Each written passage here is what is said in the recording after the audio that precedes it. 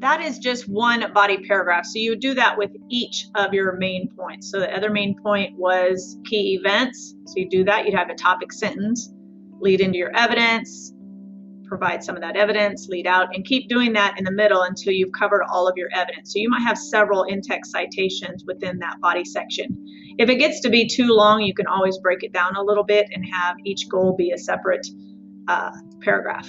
Then you're going to do that for the third one, which is talking about the key women, and those you might split out into 2 separate paragraphs. So you can see how this could get longer than 5 paragraphs. I should call these body sections, not body paragraphs.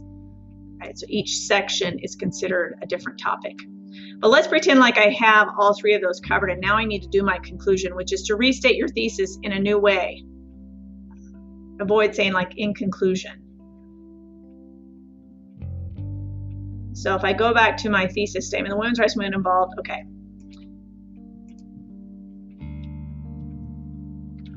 Although it took women several years to accomplish even minor goals, the momentum, or we won't say momentum again,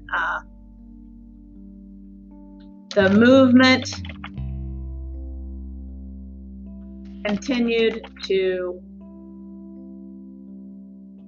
evolve thanks to some key events to propel women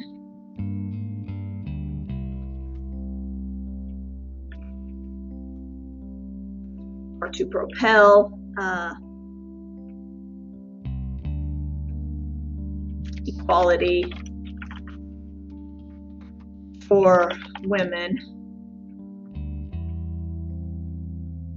Thanks to some key events to propel equality for women and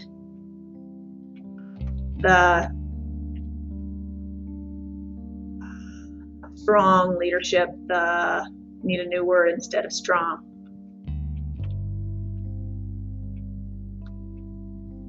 And the leadership of several women willing to stand up for all. Okay, so I've restated my thesis. I've given my main points again. Probably not the best. I'd go back and edit it and do better if I wasn't being recorded right now. Then you're going to briefly touch on those main points. We've already done that. Now I need to provide a clincher. So if you can connect it back to the opening, that's the best way to do. Another option is to offer an overall opinion without saying I or me. Personalize it, relate it to your own life. Since I'm a female, I could do that, or predict or evaluate. So I'm going to show you each one. So for instance, you could have, going back to the statistic that we had, a fact.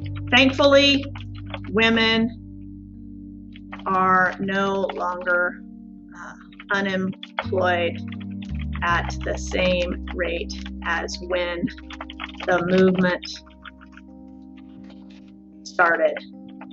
In fact, the latest research shows women are actually more employed than men. I don't know if they are, but I'm just saying you might want to give another statistic there. And maybe you want to say that Barney provided that again. Right? Even though I put in my own words, I got to give him credit.